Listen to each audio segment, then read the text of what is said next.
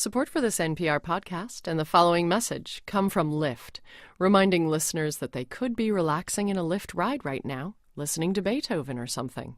Lyft provides rides as relaxing as the buttery smooth voice of a public radio announcer. Lyft, it matters how you get there. Download and ride today.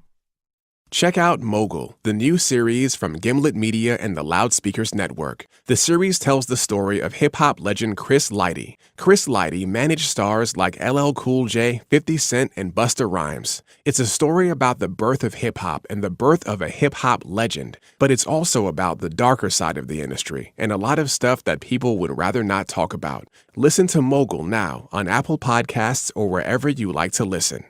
Please be advised that the language that you're about to hear in this upcoming podcast may not be suitable for your little kiddies. Yo, it's Chance the Rapper, and I'm with Stretch and Bobbito.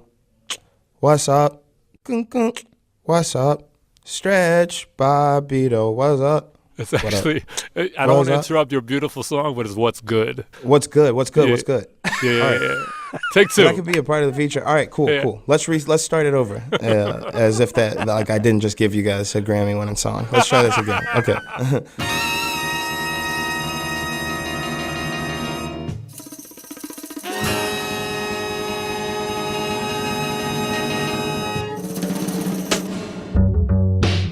Stretch, what's happening? Cool Bob Love, my man. What's good? What's good with Stretch and Bobbito? Listen, we always ask about what we think about current hip-hop. I know. I'm not going to ask you that. I'm not snoring for hip-hop. I'm snoring for the question. No, for sure. But I am going to ask you, on a positive note, what's the last hip-hop record that you fell in love with? Oh, easy question. I like the easy ones. It was A Tribe Called Quest. Thanks for your service. We got it from here. Well, why, Stretch? I know why, but I want you to explain why. Yeah. Well, we're huge Tribe fans. You know, the anticipation was crazy. Hip-hop, in terms of the mainstream art form, has changed so much, and I think people were really anticipating what Tribe Called Quest, how they would fit into today's hip-hop, how they would fit into today's political landscape, in the middle of Black Lives Matter, what the record would be like, with Phife, suffering from an illness, which eventually took his life in the midst of recording it. By the time the record came out, of course, he had already passed. There was the election as well, and they came out and splashed Saturday Night Live with We the People, which was a song that was, their most explicit political record they ever made.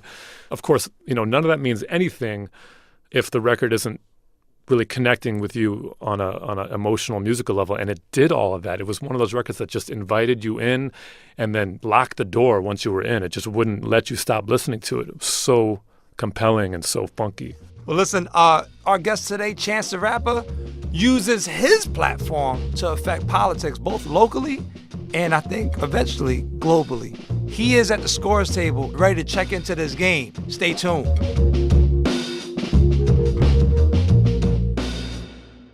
Support for this podcast and the following message come from WordPress.com. Creating your website on WordPress.com helps your customers find you, remember you, and connect with you.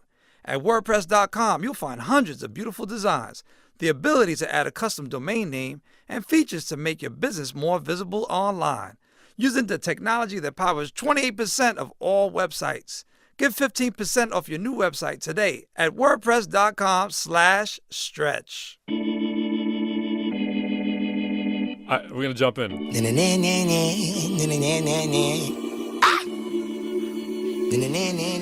Joining us now is Chance the Rapper. Yo. Cigarettes on cigarettes, my mama think I stink. I got burn holes in my hoodies, all my homies think it stink. I miss my cocoa butter kisses. I miss my cocoa butter kisses. Cigarettes on cigarettes. He's only 24, but he has already had a career most artists could only dream of. This year, Chance won 3 Grammys for Best New Artist, Best Rap Performance, and Best Rap Album. In 2015, Chance was the first unsigned artist to ever perform on Saturday Night Live. And in March, he donated 1 million pesos to the public school system that he attended as a kid. That's dollars. Chance, welcome to the show. Yo, thanks for having me. Good looking, man. You've had a long day today? Yeah, well, I'm in Tampa, finishing up this tour, and this is my last date, so I had my whole family come out. So I've been with the baby and a bunch of other babies, my cousins and my aunts and uncles and grandmas and great aunts and all that type of stuff. So nice. It's been tiring, but it's been awesome. Nice. How swift are you on the diaper change in between songs? Like 2 seconds, 2 seconds tops, which is slowed down, Yeah, just because I'm on tour. I'm a first-time parent myself, so I got nice with it. At first, it was very intimidating, but listen, we want to talk about mixtapes because I was mentoring a young teen in Harlem about a decade ago, and he was like, "Yo, Bob, I got this mixtape. I want you to check it out." I'm like, "Oh, word, cool. I didn't know you DJ'd." He's like, Nah, I rhyme." I said, "Oh, okay. Well, who mixed the records for you?" He's like, "No, I'm rhyming over other people's beats, and it's more like an album." And I was like, "So you gonna pass me the tape?" And he was like, Nah, it's online. I'm 50. I'm 50 years old. I've been down with hip hop since Jump. So it's intriguing to me, this entire new sort of reinvigoration of the word and the element of what a mixtape is. And it's obviously played a crucial role for your career. So I want to get some sensibility from you about what it has meant for you. Yeah, I mean, like, my music is for everybody. I've been a big, not just like spectator, but also instrumental in this evolving of mixtapes and mediums for moving music. And mixtapes have always been kind of a guerrilla style means of moving music, and tax free, and you know what I'm saying, and like just a little bit off the record. But it's just evolved because music's been around forever, but the music business is newer, and publishing is newer, and record deals are newer, and because they're constantly catching up, people kind of have to find new ways to get around it. And so when I dropped 10 Day, it was my first like mixtape under the name Chance the Rapper. It was about 4 years ago now. I wanted to be on iTunes, and I wanted it to be everywhere, that people could access it. But at the time, my fan base wasn't putting money into my projects immediately. But I knew that if I put out the tape, they'd come to the show. So when I dropped it, I put it out for free so that everybody could get it. It was only on SoundCloud because SoundCloud was the only place I could get a subscription to be able to post music and not have to pay no subscription. and also, it worked everywhere, worldwide. You know what I'm saying? If I did an iTunes thing, I would have to do iTunes America, iTunes Canada, iTunes blah, blah, blah, and it was accessible. And that kind of became my MO, was trying to make sure that the streets could get it, that young white suburban teens could get it, and that geriatric old motherfuckers could get it too. Gee, thanks. Anybody, you know what I'm saying?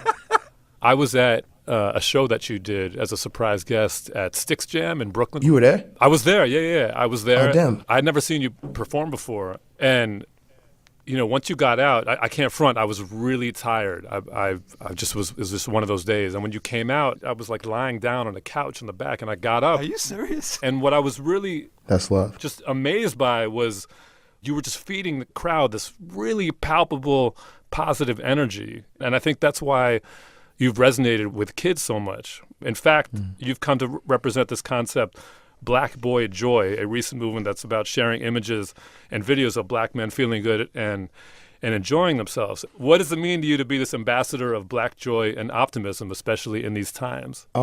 It's important. I understand that there's a multitude of experiences that make up the black experience, because I'm black and I have black cousins, and there's still one life that I'm living, but I've lived many different black experiences. And I only say that to say it's really just because of the fact that I'm famous, that I guess, like what you just said, a ambassador for Black Boy Joy.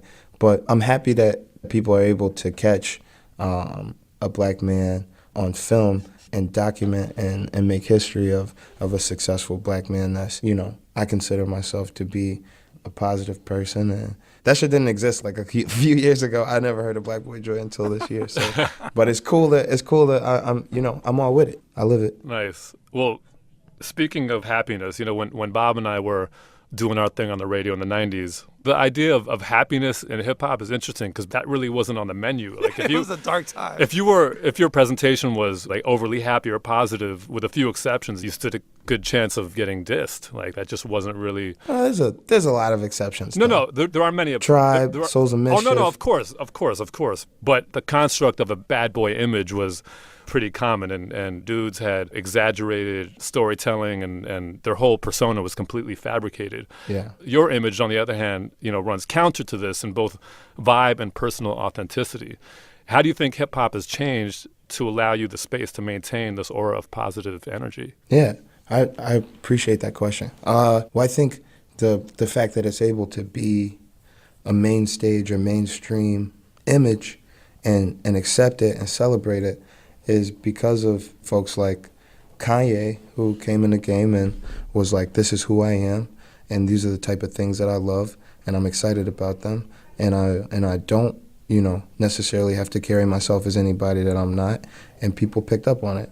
It's constantly changing because of, the accessibility that fans and media folks have to the personal lives of artists, and so if you're saying that you on the block all the time, then you got to post selfies on the block now. And if you know what I'm saying, if you say that you're really for the kids, you know what I'm saying. Need more people. Right. You know what I'm saying? Right. Like photo ops and stuff. So I'm lucky to be in a space where I've been accepted for who I am and celebrated for who I am and able to connect with so many people. I think there's always been, bigger than hip hop, I think there's just always been a quiet, conversation and joke that, like, if you're not hard, if you're not from an impoverished neighborhood, if you're not, certain constructs of a black stereotype, then you're not black. And so niggas kind of ran with that in the 90s, I think, and that's why there were so many fabricated hood niggas. But, now it's like a lot of black people have a lot more pride in being who they are and understanding that is a part of the black experience is living and being who you are. I think it's more accepted on the main stage. Thank you for putting that in context, because coming from the 90s, it was like the keep it real ever. Even if you weren't real, you still aspired to keep it. Was keep it real, and real meant fake. So anyway, you wrote your album 10 Day during a 10-day suspension. I'm curious, now that you're seeing these new platforms, these new openings, these new awarenesses, where is the inspiration coming from in terms of your daily as well as your not so daily for the lyrics, but also your melodies? Because it's not easy to write melody and it's not easy to write harmony. And I'm noticing in your music that you have lyrics as well as harmony and melody, and that's not always present in hip hop as well. So where are all these forces coming from? Yeah, I mean, when I was in high school, and when I was in high school, I put out a lot of mixtapes, to be honest, obviously. But, I didn't put out a real one that people heard or that was under the name Chance the Rapper until my senior year of high school when I got suspended and made that 10-day tape. At the time, I started to... He was keeping it real, right? Yeah, you know what I'm saying? I was like, at the time, I was listening to, do you remember Freestyle Fellowship? Of course. Of course. Yeah. Once we have the knowledge of self as a people, then we can be free and no devil could ever enter the boundaries. I stand and listen around all these sounds. I see blessing all that I found the key. That's how we be.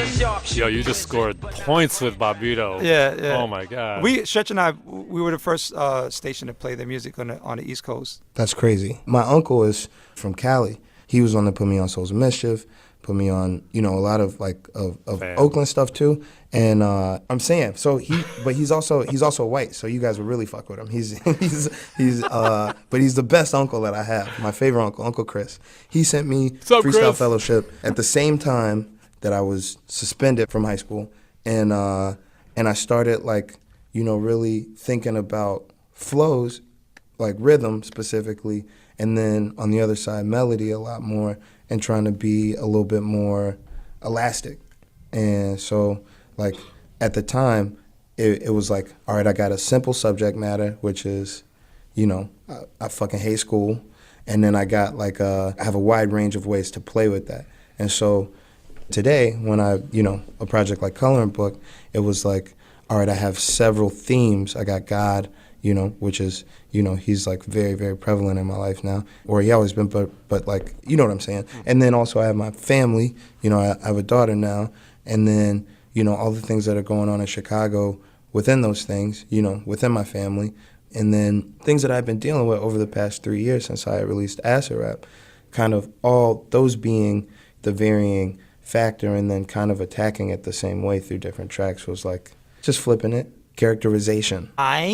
Boom. So you spent your whole childhood and teen years firmly planted in Chicago, and as a hip-hop artist, you're following the footsteps of a lot of history, from Common to Twista to Rhymefest, and of course your mentor, Mr. Kanye West. But you recently moved to Los Angeles. You've said that the time you spent there was creatively unproductive. So what was the move about, and how has moving back to Chicago affected your creative process?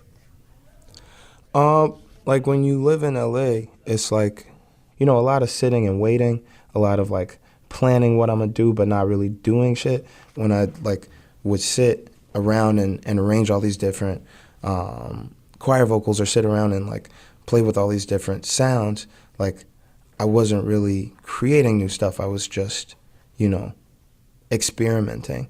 And then towards the end of that trip, I lived in LA for 6 months, and I had this beautiful big crib. Crib isn't the right way to describe it. I had a big, obnoxious rapper mansion that I was renting. That's the best way to describe it. MTV Cribs. You know what I'm saying? Like literally MTV Cribs, and at the end, get the fuck out of my house, and we have to search all the cameramen because they might have stole some of my expensive rapper shit. So you know what I'm saying? Like it was crazy. Because I didn't have a deal, and I did a tour, and made a lot of money, first year off Acid Rap. And so I was like, let me get this crazy crib, let me move to LA, let me record every day, let me be on the beach every day. And I didn't go to the beach once while I lived in Los Angeles. I just talked about going to Venice all the time, and then talked about how long it was going to take, And that like kind of applied to everything I was doing out there. Towards the end, I realized that I had a bad Xanax addiction, and that I was only really coming back to Chicago for weddings or funerals. And so I was like, I don't want to waste my time here. I don't want to be a visitor when I come home, or somebody that, you see at the funeral or at the wedding and you talk to for 5 minutes and then, hope everything's good. Peace. I wanted to be present. So my dad came out, and we packed up all my stuff in 2 days, and I was back in Chicago. And since I've been back, I've been doing great things. Execution. So speaking of your father, Ken Williams Bennett, he used to work for Senator Barack Obama and later Chicago Mayor Rahm Emanuel. You yourself... Yeah. He also worked for President Barack Obama, just while we're at it. Okay. Word up. And then before the 2016 presidential election, you performed a concert and led thousands of people to the polls to vote early. You said that you don't have any plans to enter into politics, but you've used your platform to encourage political participation and influence policy. Are there ways that you think that you can influence politics as an artist that you perhaps wouldn't be able to as a politician? Definitely. I just have a larger platform than all politicians. I have a bigger voice than Donald Trump, you know what I'm saying, than literally anybody that works in politics. And so, yes, I can connect with people on a level of appealing as a person who's still a citizen, who still does, what he wants. But I have ideas for how to voice opinions and make change that other people just don't have. I have this one idea. Shout out to Mike. We made this website called rapperradio.com. And what it is a database of all the social media handles of every radio DJ and station on FM between top 40 and urban. Brilliant. So fans go on the website and they basically type in their city. It's also very neat. I just want to pat myself on the back for a clean website. Is it a Tumblr? No, this is official. You go on the website, you type in your city, and every station that's in your city is available, and you choose which one you want to request the song to. So that helped No Problems become the #1 urban record in the country. Yep. Another pat on the back. If one more label try to stop me, it's gonna be some dreadhead niggas in your lobby. You don't want no problem with me. You don't want no problem with me. What if there was a rapper radio for policy? Boom. And so every time there was, a petition or some proposition, you could make a database with all the people in Congress that are voting on the laws in which lead your life.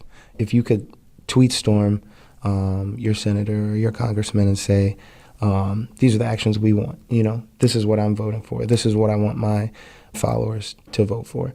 I mean, there are platforms out there similar to that, but I can't think of any that are led by someone like yourself or someone who's a personality that whereby the followers would be a little more emotionally invested because they believe in a person or a personality in the way that this is happening for your rapperradio.com. And also aggregated into one clean, well-designed website. Yes. Centralized and clean. Well, applause for that. Now to the big donation you made to Chicago Public Schools. A little context for our audience. Basically, the school system is saying the state has a separate and unequal funding system that's left the public school system strapped for cash.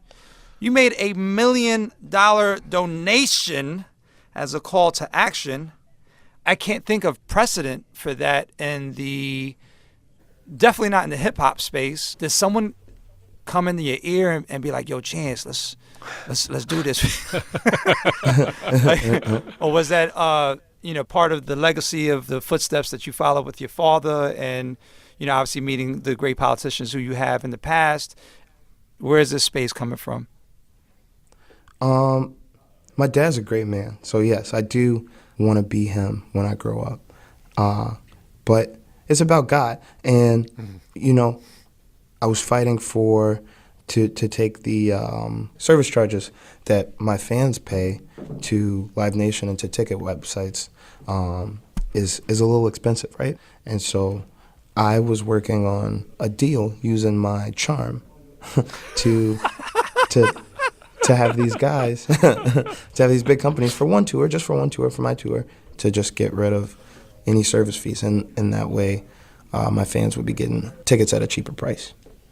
And while that deal didn't work out, everyone came back and agreed that they would be willing to donate that money to charity. And so originally we had talked about ACLU and a few other causes, and at the same time there was a lot bubbling in Chicago about this, about the state budget, because it doesn't just affect the schools, even though that's one thing that I wanted to shine a light on, and how negatively it's affecting the kids. There's all types of city and state services that are dwindling or on the cusp of being cut. So I came up with the idea of donating the money. And I said, you know what? That's not my job. Charity doesn't always... There's a saying, I can't remember it right now. I don't want to sound fucking stupid on the air. But charity isn't always the way, is what I'm trying to say. And so I decided to try and meet with the people that actually decide and allot the funds and have direct access to the fund through bills and through their elected power.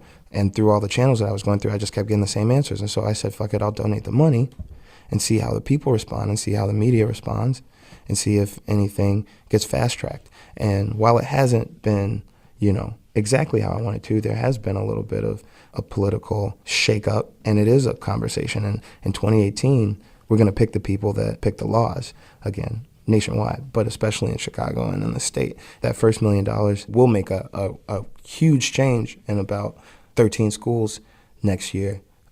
Books and arts and not even just arts, but back to gen ed, like actual supplies. Mm-hmm. Like teachers out of their own paychecks a lot of the time are buying supplies for their students because the principal doesn't have the money, because the school district doesn't have the money, because the state isn't giving them money. So I think it's not just on artists or on philanthropists to make the change. It is everybody's job to make it a conversation.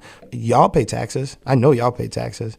And I definitely be paying my taxes because I know they're waiting for me to slip. So, you know what I'm saying? Some of that money could be just making education fair. So then we got more doctors and more lawyers and more policemen, more everything. You know what I'm saying? In the future. You're a product of the Chicago public school system, correct? Yes, sir. And what was that experience like for you? Well, he got suspended for 10 days. Other than those 10 days.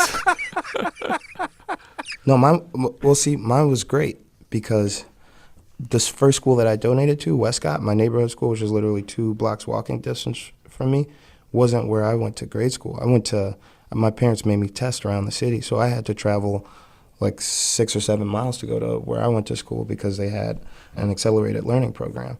High school is the same thing. I went through a thing in CPS called the selective enrollment process. And so if your school gets good enough test scores all around, then that 8th grade class is eligible to test into the top 13 schools in the city. And so then I traveled even further to go to high school downtown in a nice neighborhood where I was taught a lot of stuff that other people weren't. Mm-hmm. But it's still a Chicago public school. It's just there's a select few that get extra attention, and they have kids with parents from higher class neighborhoods putting money in a trust, so they're not even really, relying on state funds. Mm-hmm. I think we got to get to the impression session. Yeah. Let's do it. Coming up next is the impression session.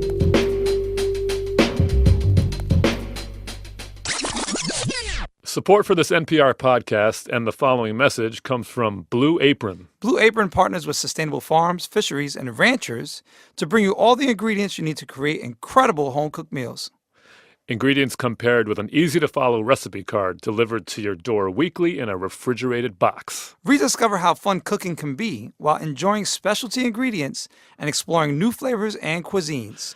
Get your first 3 Blue Apron meals free with your first order plus free shipping by visiting blueapron.com/stretch. What's good with Stretch and Bobbito is going on tour this September. Save these dates. September 7th in Brooklyn, New York.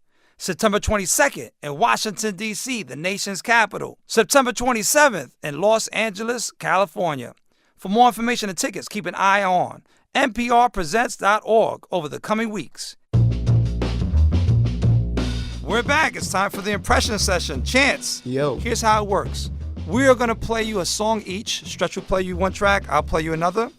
Simply listen. A legendary person, so I think it's cool that y'all played that. No doubt. Yeah, I'm sorry. Ask a question. No. I had the pleasure of introducing him on stage at the New York, and I used to host events there. It's crazy. And I remember the first time he performed that, the room was completely silent. I mean, in the film, everybody claps, but that poem was so deep, and the way he performed it as a spoken word, I thought of playing it for you today and sharing it with you to try to get something out of his words there, and the way he delivered them, to me was almost like a call for action. And I think of civil rights, I think of Chicago, I think of what you're doing, apart from your music, but also, I mean, that was recorded, right? That was in the film Slam, that was on an album. That soundtrack sold a lot of copies in certain countries and affected a lot of people and inspired them. So what I'm trying to get at is, where is your music gearing towards in terms of bridging it with civil rights? Well, I think where my music meets my personal obligation as a human and as a black man is always fighting for freedom and always fighting for liberation and for a voice and access. Mass incarceration isn't a new thing, but like we were talking about earlier with the advancements of people and people's thought and how that interacts with what technological advancements we've made has allowed for like more discussion and more free thought on it, and we're in a generation of action, so there'll be more changes. Beautiful. Love Word. that generation of action. There it is. And listen, Stretch and I, we've had the great pleasure of interviewing some phenomenal people on this show, and we want to applaud you for what you're doing. We're all working towards something really positive, and so keep on being who you are and keep on doing what you're doing. Indeed. And we want to say thank you for sharing your time with us. We know you got a hectic schedule and a daughter to attend to and a tour to finish up. Yeah. Well, I want to say thank you guys for letting me be a part of the show, and I'm glad it's back. And I really, next time I'm on, I want y'all to ask me to freestyle. Not now, because y'all just reminded me that I do have to pick up my baby. But I do appreciate what y'all have done in music and you guys' position in hip hop music and what it's done for people thus far and will continue to do. Word. Thanks, man. Coolio. Yo, I appreciate you guys for real. Thank No you. doubt. Again. We appreciate it. Take care, man. All right, peace. All right, I'll see y'all around. Peace. Yeah, man. That is our show. This podcast was produced by Sammy Yenigan, edited by Steve Nelson and Nigel Eaton, and executive produced by Abby O'Neill. Special big ups to our VP of programming, Anya Grunman. If you like the show, you should check out our interviews with Mahershala Ali and Dave Chappelle. And Eddie Wong, too. He's a laugher. Listen on Apple Podcasts, NPR One, or wherever you get your podcasts. Peace in all caps.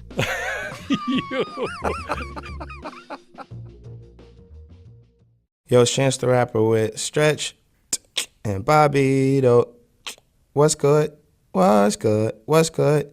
It's Chance and Stretch and Bobbito. What's good? What's good?